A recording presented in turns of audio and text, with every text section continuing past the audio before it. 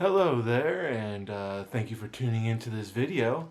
So, this week's video is going to be my favorite my favorite monsters that have not originated in movies. But first, let me give you my weekly favorite costume for Halloween. And this one, if you can't tell by the prop, is a Jedi. So, it's just a generic Jedi. Nothing special, but I dressed up for Halloween once as a Jedi when the new trilogy started coming out, and I was handing out candy dressed up as a Jedi, and you would get all these little Reys, all these little Kylo Rens, all these little Jedi who would come up, and they'd want to get their, pictures taken with me, or they want to duel with me, and it was just a fun experience, so that's why it's one of my favorite costumes I've ever worn. So, yeah. With that out of the way, though, let's get into the main theme of this video. Also, I have a new shirt. You can't really see it from this angle, but I wanted to show it off. It's my Halloween shirt. Yeah. So my favorite my favorite monsters. This is gonna be a mix-up all the time. My favorite monsters who did not originate from movies. And what I mean by that is, like, these are monsters that, predated movies, or maybe, so they, started in novels, folk tales, music, all that kind of stuff that happened before movies really took over. Now, that doesn't mean I'm not going to talk about these monsters and how they've appeared in movies, because in this day and age, that's how we primarily get to view monsters. So obviously, no matter which monster I'm going to pick, there's going to be a ton of references to movies. And good movies too, but these are the ones that didn't originate from movies.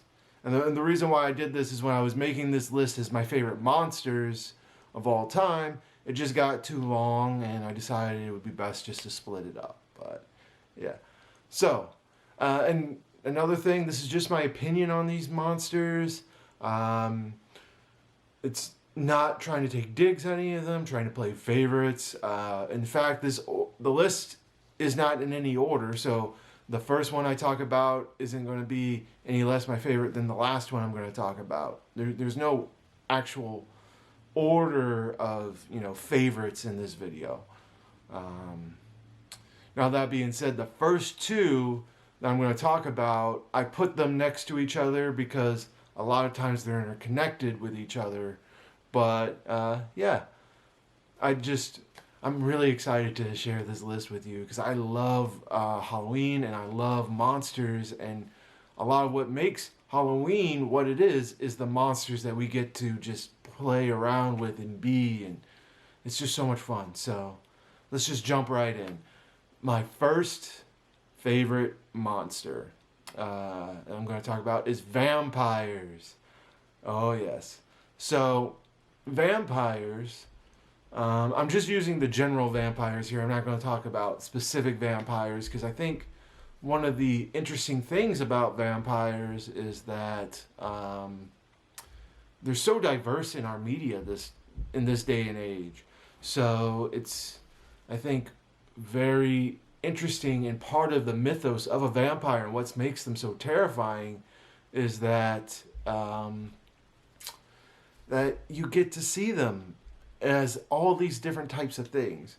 Now, that being said, we probably all have some kind of mental image of what a vampire is most of the time. Most of the time we think pale skin, cold to the touch, very rich, very wealthy individuals, upper echelon, upper class, and how they dress and how they act. Very regal. So that's probably with always a hidden sense of danger to them, right? So that's probably our most common perception of vampires. But they've been molded into so many different things, from, these just vicious killing monsters that show almost no signs of, human emotion. But Yeah, I just want to say vampires. They're really cool. I could probably do entire videos around all of these monsters I'm going to talk about, but I'm trying to keep it nice and short. But there is something I want to say before moving on any further, and that is one of the things that I think is really interesting about monsters is that um, they're supposed to represent something for us, right? They're supposed to represent some type of basic fear we have. And with vampires, I think in a lot of ways, especially with that preconceived notion we have of them, it is kind of that fear of careless, wealthy people, for lack of a better term right now. But yes, I mean, they're very powerful creatures, right? Vampires can kill you. They're strong, they're fast, they're intelligent, they're emotionless. In a lot of ways, if you think about that, they attack the weak, they treat the weak like cattle, and you can kind of see where maybe there's a fear of like elitism, of rulership, of that type of concept of us being beneath them and them not caring and still going around killing us. So I think that's an interesting fear. But another thing about vampires is, like I said, they're so versatile that they can represent almost anything. And I also think it's kind of interesting about vampires is that, in a lot of ways, the modern day vampire, we're not so much afraid of anymore as we are fascinated with them. In some ways, we almost want to be them, right? Because they're powerful, they're immortal, they don't age. They may have weaknesses, but they're a lot harder to kill than us. So I think the modern day vampire is more a fascination. And in some ways, you can almost trace that to wealth as well, right? Most people want to be wealthy. Most people want to join the upper echelons. And we're awed by their lifestyles. In a lot of ways, vampires are very similar to that too. Now, like I said, vampires can represent a lot of different things and have over the years, but vampires, your favorite blood-sucking monsters since forever. Yeah. So, next on the list, werewolves. Arrgh! That's right. And like I said, there's a reason why I put these two side by side, because you often see them together, especially modern day, movies like Underworld. Lots of stories have vampires and werewolves together, oftentimes as enemies. But yeah, I feel like you can't talk about one or the other without eventually talking about them together. So I put them together to make it easier to do that. But yeah, werewolves. So I think one of the reasons why werewolves get paired with vampires, and I could have flipped these two back and forth, but it's that in a lot of ways in our minds, werewolves are almost the polar opposite of what vampires are, right? So vampires are very intelligent, they're methodical, they're careless killing machines. Without a feeling for who they're hurting. Werewolves, that traditional beast that transforms into a wolf. And I'm specifically saying werewolves because I know there's other animal changing creatures, lycanthropes, out there like were-tigers, were-bears, all those type of stories exist. But I'm specifically choosing werewolves because I like wolves and I like the aesthetic of the werewolf better, and also because the most common one we see of those shape-changing creatures is the werewolf. But yeah, so werewolves are like the exact opposite of vampires. They're just primal hunters. They have no thought. They're just beasts.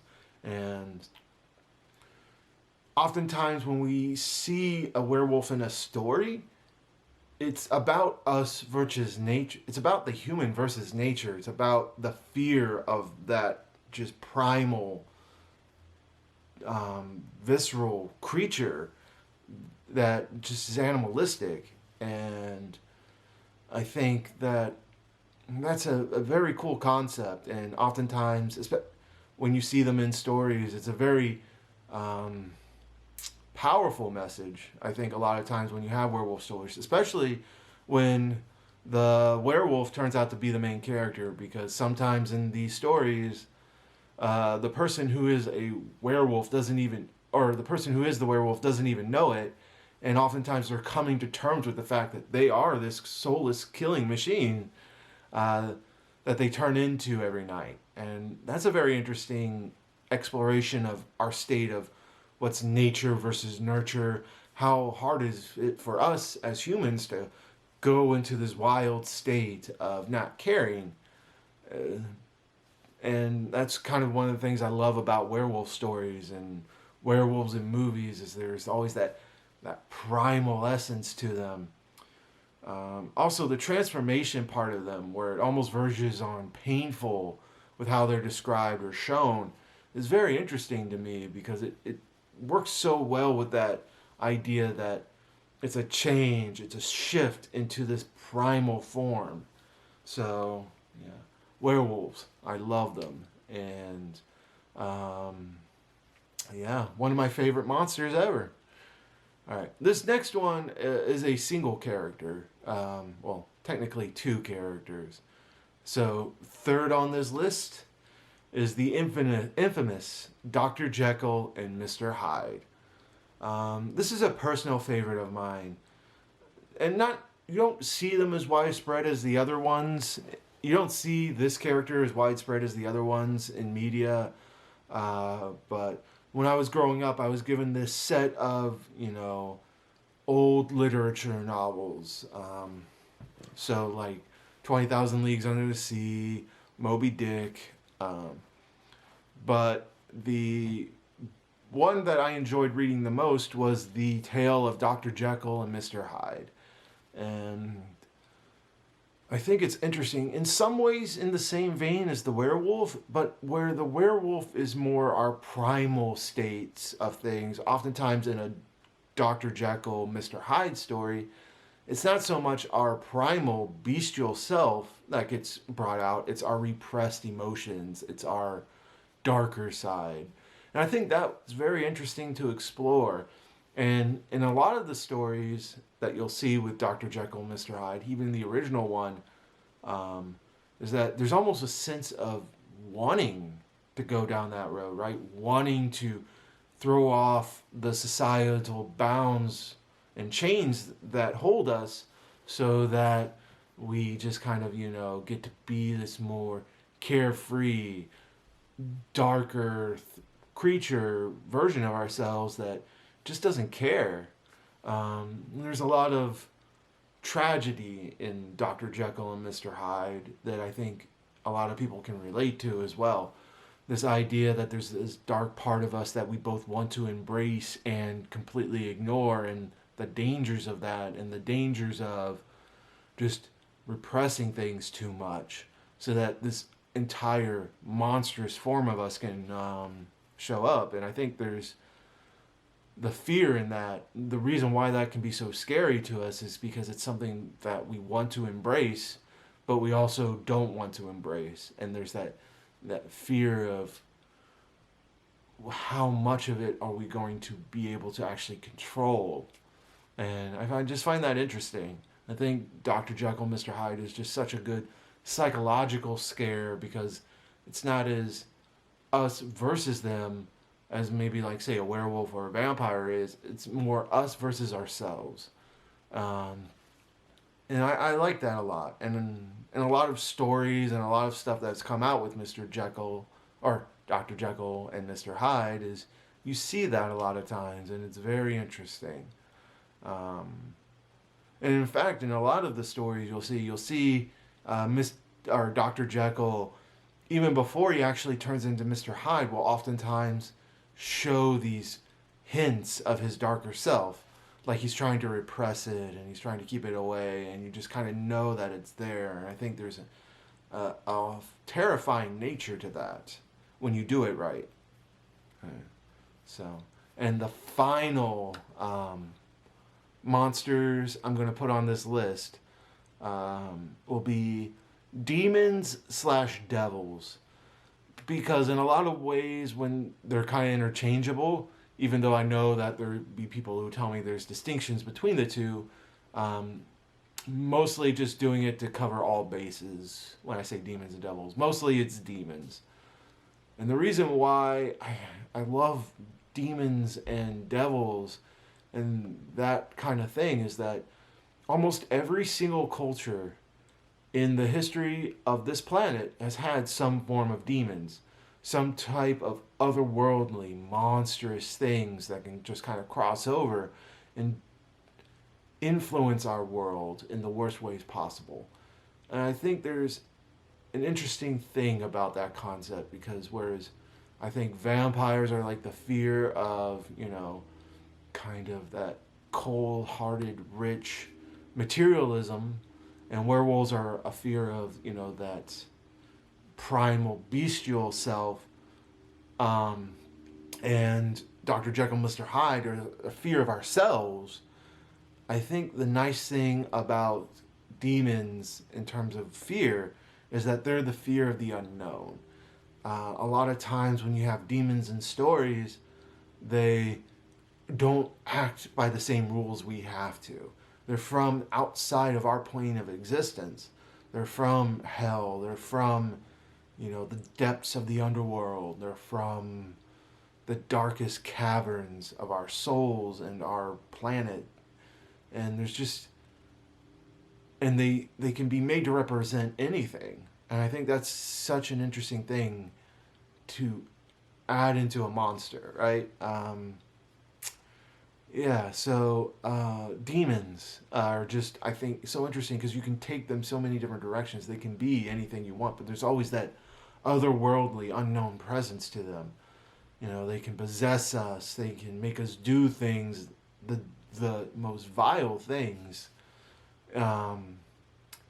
And they, oftentimes just create such the most intricate stories between man and the unknown that you'll see in, movies,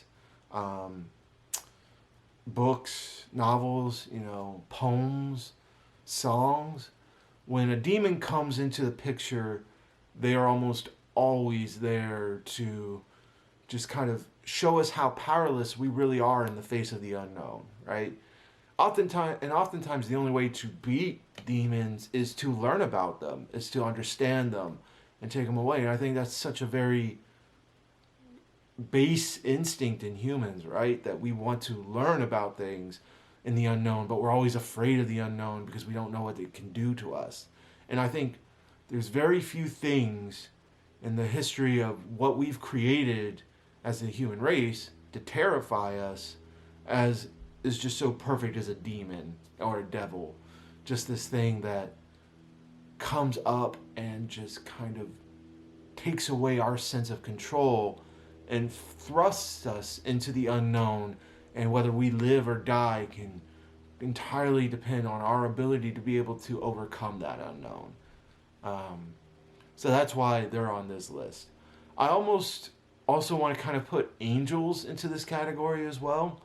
Not because oftentimes angels are considered the bad guys of, novels and stuff, but oftentimes when you see angels come into the picture in almost an antagonistic way, they're a force of nature, but they're also in some ways similar to demons in the fact that they're this otherworldly thing that we just don't know that much about, and there's very little we can do against. But when it comes to the bulk of these stories, obviously it's demons and devils are the ones that you see most often. But yeah, I enjoy the concept of monsters and Halloween and that kind of chance to explore these stories more and celebrate them, because part of being human is understanding our fears, embracing our fears, and knowing about them. So I enjoy this opportunity to share this with you, share my favorite monsters that did not originate from movies. And yeah, I'm very excited for the rest of this month. Next week's will be my favorite monsters who did originate from movies. So yeah, that'll be a fun list. I hope you enjoyed this one. If you did, please like, comment, share, and subscribe. And in the comment section. Let me know some of your favorite monsters. Let me know some of the maybe some of your favorite versions of the monsters I've listed here. Uh, whether it's Bram Stoker's Dracula for vampires or the original Wolfman movie. Um, you know, just I would like to hear from you guys about this. And like I said, this is my favorite month, my favorite holiday, so I look forward to that. So everybody take care and have a happy Halloween.